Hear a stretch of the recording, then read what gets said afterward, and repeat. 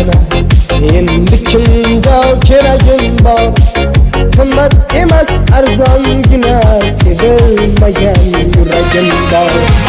Dilba bo'ldim sinasina. Endi kimga keragim bor? Qimmat emas arzongina sevilmagan yuragim bor.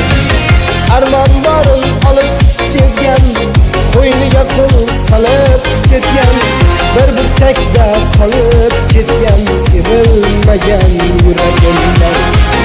Armonlarim olib ketgan, qo'yniga qo'l solib ketgan, bir burchakda qolib ketgan sevilmagan yuragim bor.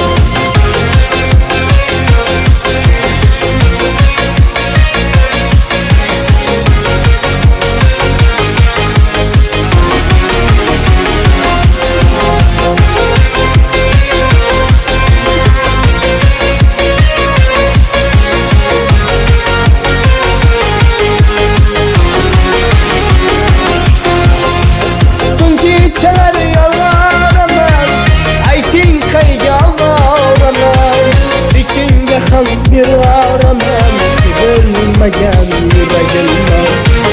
Yurak desam yurak emas, na butun na bo'lak emas, o'zimga ham kerak emas sevilmagan yuragim bor.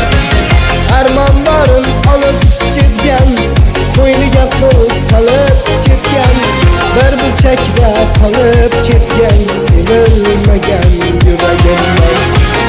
Armonlarim olib ketgan, qo'yniga qo'l solib ketgan, bir burchakda qolib ketgan sevilmagan yuragim bor.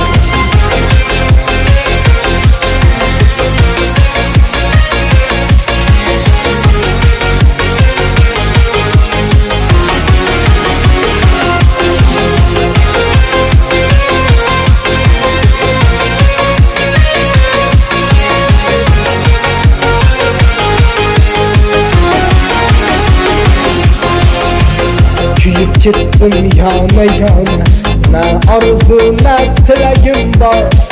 Bisotimda bitta dona sevilmagan yuragim bor. Kuyib ketdim yana yana, na orzu na tilagim bor.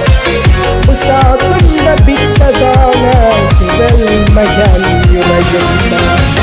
Yilda qolib so'ramaysizmi, yoki eslab ko'rmaysizmi, bir ishlatib ko'rmaysizmi sevilmagan yuragim bor. Necha yilki bosib changni, sabr bilan kutar jangni, ishonmaysiz gap tayanga sevilmagan yuragim bor.